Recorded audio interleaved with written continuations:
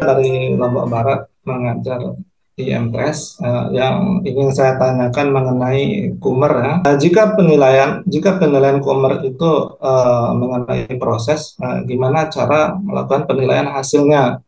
Karena kalau di K13 kan ada namanya implementasi, yang dinilai adalah rubrik, proses, dan hasil. Dan yang kedua, penilaian Kumar yang terdiri dari tiga: penilaian diagnosis, penilaian sumatif, dan formatif. Nah, coba diberikan bentuk contohnya kayak seperti apa?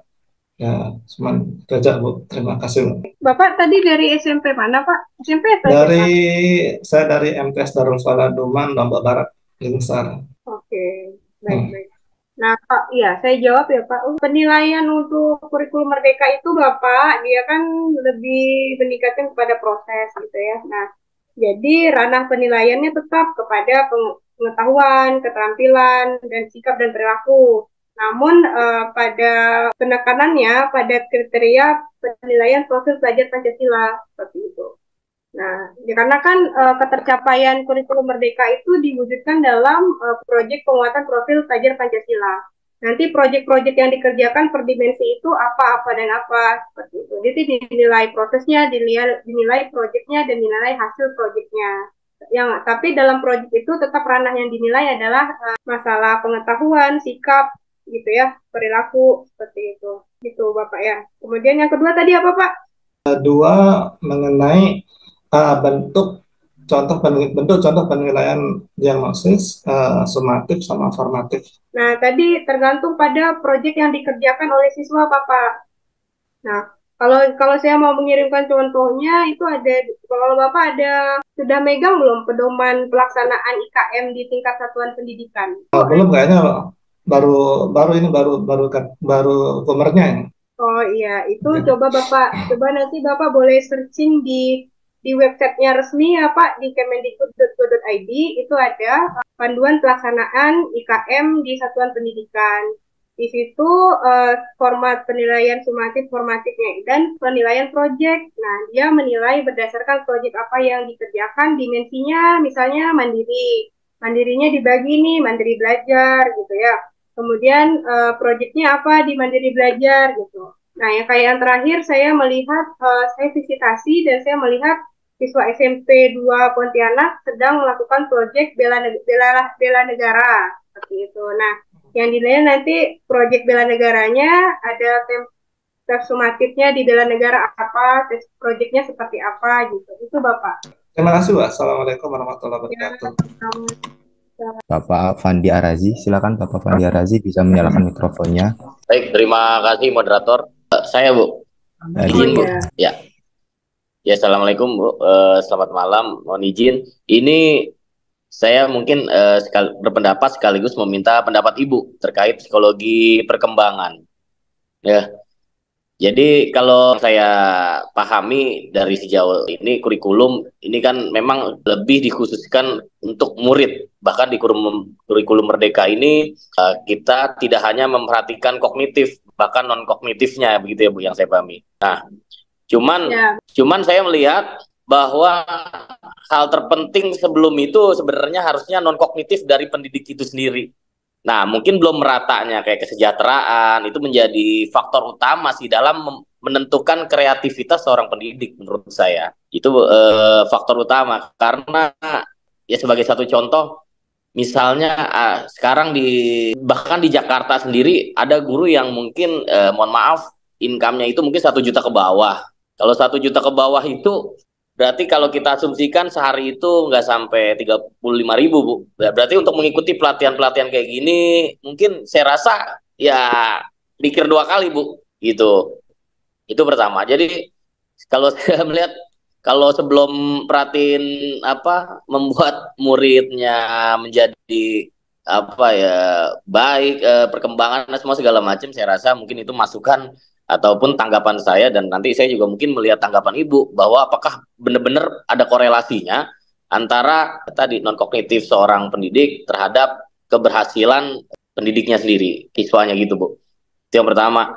Yang kedua mungkin ini Bu, untuk kurikulum ini sendiri yang saya mungkin tadi setuju dengan beberapa siapa tadi yang di awal, memang kurikulum merdeka saya rasa sebenarnya tidak perlu mengganti nama sih mungkin karena di kurikulum sebelumnya sendiri memang sebenarnya itu udah lumayan mencakup. Nah, kalau memang di kurikulum merdeka ini mengedepankan profil akhlak, profil pelajar Pancasila, saya mungkin memberi tanggapan sejauh ini kalau memang akhlak menjadi dasar ya Bu ya, akhlak menjadi dasar buat semua mata pelajaran ya harusnya mungkin semua mata pelajaran depannya ada kata-kata akhlaknya gitu Bu. Contoh misalnya akhlak matematika, akhlak ekonomi. Jadi karena itu menuntut siswa itu tidak hanya knowledge-nya aja yang mungkin dibangun, tapi juga mungkin tadi akhlaknya dalam materi-materi pelajaran tersebut. Mungkin itu aja Bu. Terima kasih. Baik, terima kasih Mas Pandi. Baik, Mas Pandi dan Bapak Ibu semuanya. Memang ya di saat sekarang ini kurikulum merdeka kan lebih menitik beratkan kepada peminatan seperti itu. Jadi tadi pesannya harus menyeimbangkan antara kebutuhan kognitif dan kebutuhan non kognitif atau kebutuhan yang sifatnya akademik dengan non akademik. Nah, yang akademik itu dapat dibaca sebagai salah satunya siswa ini tidak selamanya kan dia sains pahamnya gitu. Dan siswa ini nggak selamanya kan dia selalu ngikutin olimpiade matematika, kimia, fisika, dan sebagainya. Nah, ada ajang yang biasa membuat siswa itu sampai di tingkat provinsi, Asian Games, sampai ada. Nah, itulah maksudnya kondisi siswa itu dilihat berdasarkan peminatannya. Siswa yang mengikuti perlombaan catur, siswa yang mengikuti mewakili sekolahnya untuk perprov karate, pencak silat, sebagainya. Itu juga mesti dibantu perkembangan psikologisnya. Kalau terkait dengan apakah ada korelasi non-akademik yang dimiliki oleh gurunya dengan keberhasilan siswa, tentu saja ada. Guru-guru yang dilatih berdasarkan konsentrasi pendidikannya, jadi contohnya gini aja ya, dulu saya punya guru penjas, tapi dia itu basicnya adalah guru bahasa Indonesia. Pendidikannya guru bahasa Indonesia, di sekolah dia dijadikan guru penjas. Nah, itu kan tidak korelasi ya, tidak sesuai dari disiplin ilmu dengan bidang yang diajar. Akhirnya, bagaimana ketercapaian kami sebagai siswa yang diajar kala itu untuk di mata pelajaran penjasnya? Itu kan sudah tidak punya korelasi, gurunya sudah tidak memiliki keahlian. Bagaimana kami untuk belajar? Pada saat itu kita akhirnya melakukan improvisasi, belajar bersama teman dengan teman, ter-educator akhirnya. Nah, itu juga. Jadi kalau penjas konsentrasinya di renang, dia akan mendampingi siswanya di renang sampai ke ajang lomba. Itu ada. Kemarin saya menyeleksi PPG Prajabatan. Yang maksud saya, dia lulusan penjaskes di salah satu universitas. Dan dia sebagai coaching, konsentrasinya di renang. Jadi dia mendampingi siswa dalam suatu klub renang. Nah, anak-anak renang itu akan mengikuti ajang lomba di tingkat provinsi di Jawa Timur. Nah, itulah contohnya bahwasannya harus ada keseimbangan antara kebutuhan akademik dan kebutuhan non-akademik. Dan harus ada kesesuaian antara guru yang mengajar untuk konsentrasi akademik dan non-akademik. Gitu ya, Mas Fandi ya, dan Bapak Ibu semua. Ya.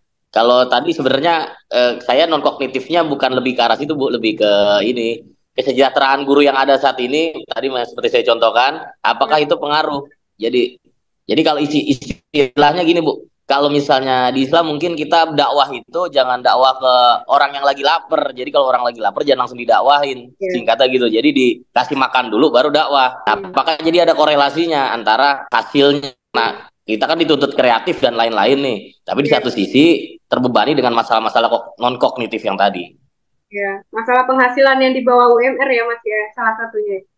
Iya, ya selain itulah Bu, ya intinya non kognitif salah satunya itu. Ya. Apakah Ibu kira-kira sependapat atau punya tanggapan lain mengenai hal tersebut? Apakah mempengaruhi dengan keberhasilan siswa? Iya Mas, jadi kalau modalnya lebih kepada kreativitas, terus gurunya harus punya modal sendiri untuk membeli sarana dan prasarana, tentu aja korelasinya banget Mas. Karena kalau contoh aja ya, kalau penghasilan gurunya di bawah UMR, tapi dia harus menyediakan media-media ajar yang menarik dengan modal yang besar, tentu tidak sesuai dengan yang dia dapatkan. Nah, tapi guru dengan penghasilan, kalau kita ambil contoh non-akademiknya adalah, non-kognitifnya adalah penghasilan yang di bawah UMR, sementara tuntutan mengajarnya lebih dari kondisi itu, jatuhnya kepada kesejahteraan psikologis pendidik, Mas. Nah, kesejahteraan psikologis pendidik itu sedikit banyak berdampak kepada cara dia dalam menyampaikan proses pembelajaran di kelas.